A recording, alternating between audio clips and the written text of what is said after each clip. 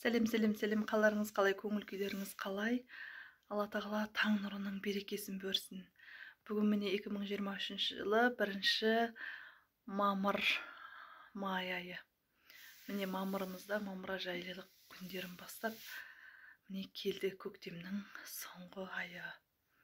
Сондықтан мен сіздерге айтқан болар едім, бұл күндерді пайдаланып, өміріңізді жақсы жаққа өзгерткіңіз келсе, мен сізге енді психолог ретінде, жалпы жақсы жаққа өмірін өзгертіп жүрген, жақсылыққа құштар адам ретінде, досыңыз ретінде, әпкеңіз ретінде, сіңіліңіз ретінде оқығандарымды жинақтап, жалпы мықтылардан үйренген әдістерім, адамдарды жетістікке жетелеген жақсы дүниелерді насихаттаушы ретінде деп айтайын. Мен сіздерге өте бір мықты инсайт, өте бір құнды дүние айтқым келіп отыр.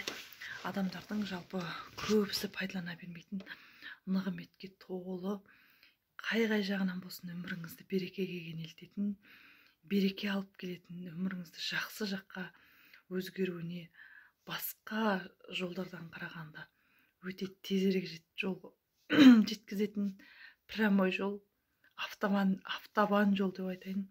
Сондай жолды айтқым келіп отыр. Ол таңда ерте тұру.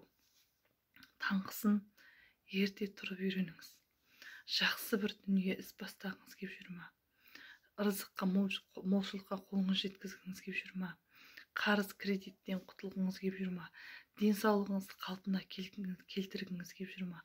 Қарым қатынас адамдармен дұрыстағыңыз келіп жүр ма? Өзіңізді танып, өзгеріп, мықты жетістікке жеткен жеке тұлға, жеке бренд қалыптастырғыңыз келіп жүр ма? Және саудада, барлық жақта жұмыста өсу өрлегіңіз келіп жүр ма? Мен сізге барлығын сырып қойып, таңда ерте тұрыңыз деп айтар едім. Таңға ерте тұрудың өте көптеген берекеттері бар.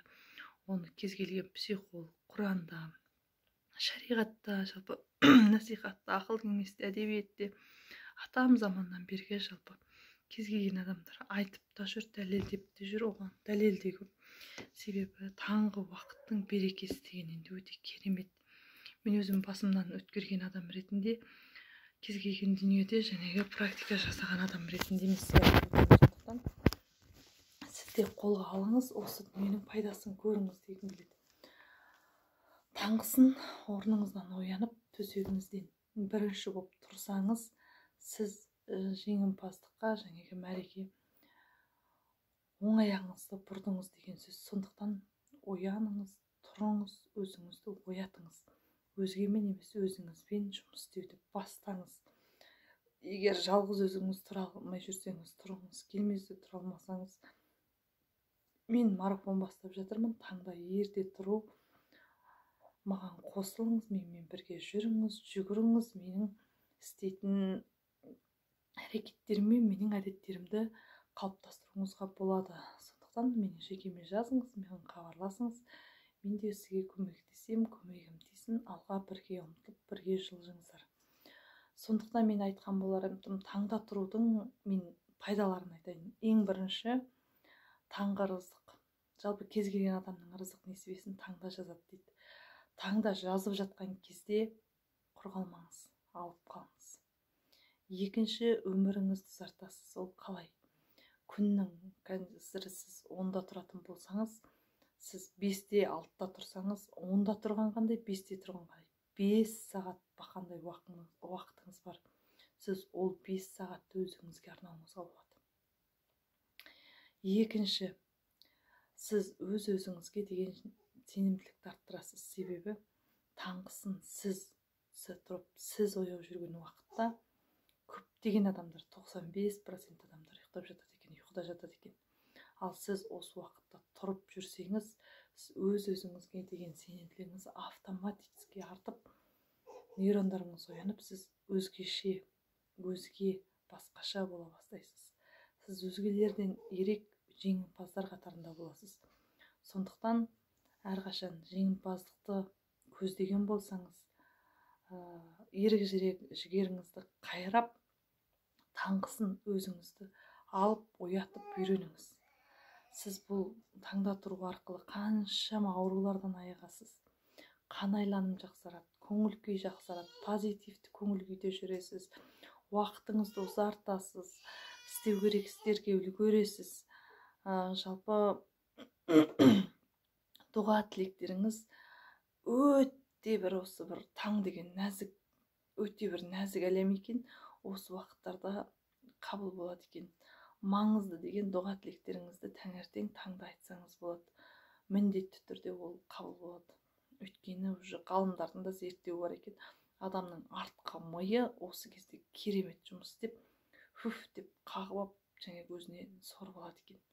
Сол арқылы сізге подсознательный жол көрсетіп, жаңағы өміріңізде көптеген жетістіктерді алып келеді екен. Жалпы көптеген жетістікке жеткен идеялар, мықты керемет әлемдегі ашылған құпиялар осындай таңда ашылған екен. Жалпы түннің 1/3 деп жатамыз біз. Намаз оқыған кісілер біледі, сол кезден бастап жаңағы оқып дұға тілектеріңізді күн шықпай, күн шығардың алдында, кішкене алаң-келең боз таң деп жатады ғой, таңның бозында. Осының барлығы уже орындалатын кез екен.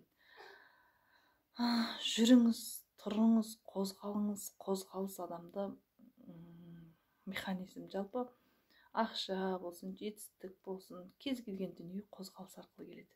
Сонда сіз ол не қозғалыс? Сіздің өзіңіздің организміңізді қозғау арқылы, сіз өзіңізді қозғау арқылы келесі бір күшке ие боласыз. Білесіз бе? Шама дізіліп тұрған заттар, немесе ағаштар, немесе теректер, біреуі қозғалып болса, бәрі қозғалады.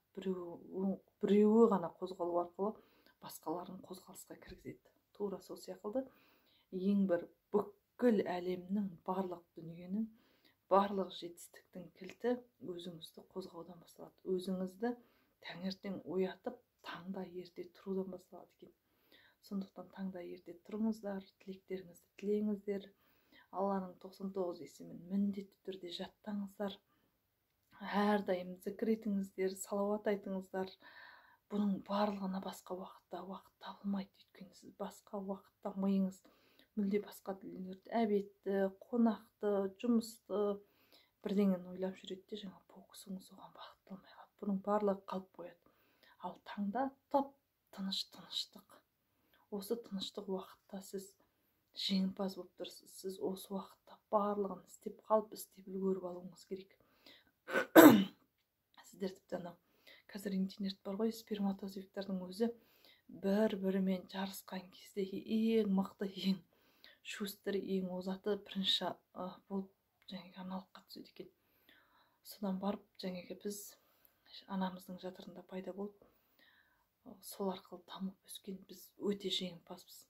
Адам болуға таласқан, адам болып өмірге келген ең жеңімпаздардың қатарынан біз. Ендеше сіздің жетістікке жетпеуіңіз, сіздің жолыңыздың болмауы тек қана өзімізді шектеген, өзімізді ұйқыға салдырған, өзіміздің кішкене ғана босаңсытып жібергенімізден екен. Қазақ та айтады, балаңды аясаң аяма деп. Аямау деген ұрып соғу емес, өзіңіздің жаныңызды комфорт зонада ұстап қалмау. Комфорт зонаны лучше создавать етіп алып, жақсы комфорт зонада болған жақсы. Чем нөлдегідей болғанша. Нөлден сіздің арыңыз, сіздің нәпсі, адамда нәпсі деген бар е. Содан не бар? Бізде азғырушы бар. Сол жан жақтап үлгереді, жаңағы сізге логикалық тұрғыда ақыл береді. Қайтесің, демалып алып. Бәрін үлгересің, сен шаршап жүрсің. Сен басқалардан қарағанда бәрібір пысықсың. Басқалардан қарағанда әлдеқайда жақсы өмір сүріп жатсың, осы саған жетеді ғой деген сияқты көптеген осындай дамудың жолына түскен кезде сіздерге жан-жақтан ақыл кеңестер беріледі. Оған құлақ аспаңыз. Тек қана көзіңізді жұмыңыз, таңда тұрыңызшы. Таңда тұруды үйреніңіз. Таңда тұрып үйренсеңіз, берекеттің көкесін көресіз, сол кезде барып сіз түсінесіз. Сондықтан сіздерге таңға тұруға, таңғы тілектеріңіздің қабыл болатындығына, таңғы берекенің өте берекелі екендігіне, таңғы уақыттың рызыққа толып тұратындығына, таңда тұрып жүрсеңіз ештеңеден ұтылмайтындығыңызды айтқым келеді. Бұны барлығымыз білетін шығармыз, бірақ жасамаймыз. Осыны жасаңыздар, жасауға кеңес беремін. Осыған түрткі болып, осыған себепкер болсам, осы менің айтқан сөзімнен менің бір тыңдаушым оянған болса, бұл өмірге деген менің мына дүниеге, мына адамзатқа қосқан үлесім, ойымның, миссиямның орындалған деген деп білемін. Сондықтан мен сіздерге тағы айтам, барлық жағынан жетістікке жеткіңіз келсе, дара тұлға болғыңыз келсе, жеңімпаздың қатарында болғыңыз келсе, өзіңізді биіктен көргіңіз келсе, ешқандай қысылмай, қымтырылмай бақытты өмір сүргіңіз келсе, денсаулығыңызды сақтап, жастығыңызды сақтап, иілгіштігіңізді ұзаққа сақтағыңыз келетін болса, өміріңізді позитивке толтырғыңыз келетін болса, олжара болбырап көрінгеннің астында, табанның астында тапталғыңыз келмейтін болса, осының жалғыз ғана құпиясы бар, ол таңда ерте тұру. Осы әдетті бойыңызға сіңіріңіз. Өзіңізді қорқытпаңыз. Жай ғана таңда тұрыңыз, жүріңіз. Рахатын, кайфын көретін боласыз. Сіздермен болғанмен бай қуатты, бақытты болыңыздар. Тағы да бір ұмытыппын. Таңда тұру, сіздің тұруыңыз сізге ғана пайдалы емес, сіз ұрпағыңыздың өміріне гүл еккен болады екенсіз. Сіздің ұрпағыңыздың өмірі гүлденетін болады, иншалла, Алланың қалауымен. Сондықтан қайырлы таң, сіздеріңіз берекелі болсын.